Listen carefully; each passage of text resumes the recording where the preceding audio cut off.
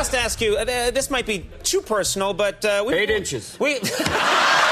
I have to request you, perhaps too personal, but we are. Majority of the comedians will make you laugh. Robin Williams made you lose the way to breathe. It was either a casual interview, a late night couch, or a live awards show, and these celebrities discovered to their chagrin that it was almost impossible to keep up with Robin. You play online and you get owned by a 10-year-old going, "You're my bitch."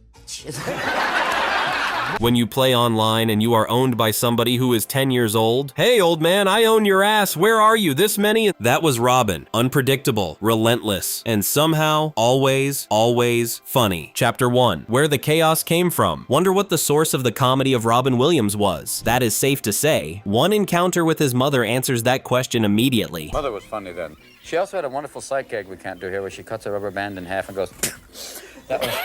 Yeah, that's delightful. Mother was funny at the time, and she had a great sidekick here where she slices a rubber band in half and goes, "That is the life, yeah, that's what you're gonna do." You may hear it in his beat, the speed, the unexpected turns. Robin did not learn comedy in a stage. He was taught this by a woman who was able to make a rubber band a punchline. Such training, it is something you cannot undo, and luckily, he never made an attempt. Chapter 2, no one was safe, not even the Pope. Robin possessed a sixth sense in detecting the sacred in the absurd. And when he shifted his gaze to the Vatican, he did not simply make fun. He destroyed one whole institution within half a minute. In nomine Patri et Filio Spirito Sancto, one secular sensation. The Vatican and homosexuality, oil and water. The Pope says homosexuality is an abomination. Time out. You're the Pope. Yes, you have on a Freddie Mercury stunt double's purse and you are in a group of hundreds of boys and you have had a problem in the after-school area. He wasn't being cruel, he was telling the truth. And that is what made it brilliant. He might say the unthinkable, and instead of provoking you, he caused you to wonder why you had not thought of it at first. I think the Vatican is going to come out one day and come out big. It will be. In nomine Spirit, one secular sensation. Chapter 3, the audience was never safe either. Robin Williams was the sixth sense of humor. Thus, when he heard someone cracking up in the audience, he made sure to get up and complete what he had started. Baby Jesus loves you. Baby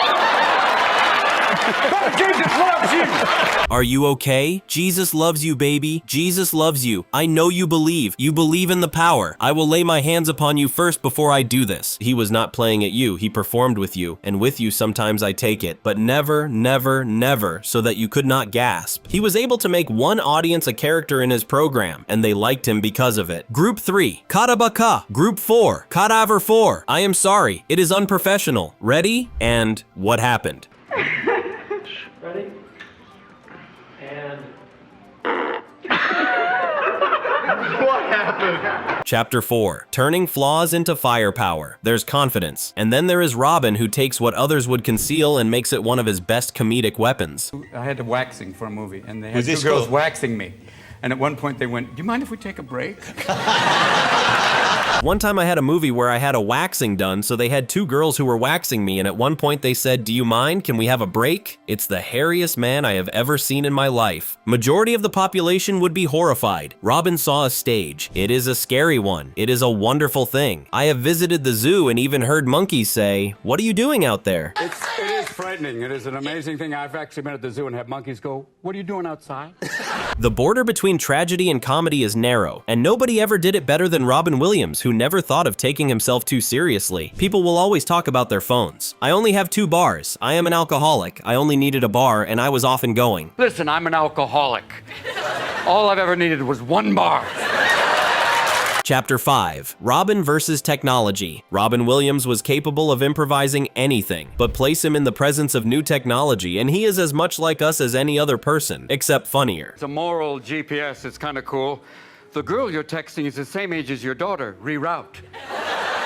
I have a new app on my phone. It is a moral GPS. It is sort of nice. The girl you are texting is your age daughter. Reroute. Even Siri was not spared. Where is the Beacon Theater, Siri? Did you mean that Kevin Bacon was gay? No. But take what you found, show me. He could take something ordinary, something that we are all familiar with, and bend it a bit until it became ridiculous. It is not only humor. That's genius. Chapter 6, the impressions that broke reality. Schwarzenegger, Walken, Mother Teresa. There was no taboo person. Schwarzenegger walks into the room. "I'm back. Watch out, Denmark." Schwarzenegger enters the room. I am back. Be careful. Denmark. Mother, come here. I love you. Big kiss to you. Sorry, you are dead. His Christopher Walken may be the most mythical though, since Robin did not simply imitate Walken, he became him. Then he brought Walken somewhere Walken could never be. One guy who could do porn and I think we all would watch. That guy is Chris Walken. Oh God, yes. It has one guy who could do porn, and I believe we all would. That guy is Chris Walken. I am inside you, so deep inside you now. You inside me, deep inside you now. Yes, now I came an hour ago. Not that kind of impression. That's a possession. Chapter 7. Martha Stewart never saw it coming. Martha Stewart even attempted to show Robin Williams how to cook, but he had very other plans of that piece, and fortunately, luckily, we are gonna rub up the rub and you are gonna rub it into the meat. Wow. Luckily, we are going to mix up the rub, and you're going to rub it into the meat. He did not even stop. He just went there. Okay, see, that shuts them up. Luckily that I had that experience from the ages 12 to 22. I'll be rubbing the meat as we say for the little children. Look away for a moment. Martha attempted to remain professional. Robin ensured she was unable to. And the audience? They were gone. Completely gone. French? The German. Okay. Chapter 8. The German talk show moment that ended careers. Robin Williams received an answer to a question that can have gone so wrong in so many ways, but what he went on to say caused everyone to be tongue-tied justifiably. William Shatner, Puff Daddy, and Mick Jagger on the same stage. That is the sign of the apocalypse. Thank you. On this German talk show this woman said, Mr. Williams, why do you think there's not so much comedy in Germany? And I said, did you ever imagine that you tried to kill all the funny people? Mr. Williams, why do you think there's not so much comedy in Germany? And I said, did you ever think you tried to kill all the funny people? The room became quiet. Then it exploded. That is what Robin did. He framed a question which was preparing him to give a polite, diplomatic response, and he nuked it beautifully. I believe the hair is the Donald. He goes home at night going, we're home. Hey, let's get out of here now. Chapter 9. Mrs. Doubtfire goes to a sex shop.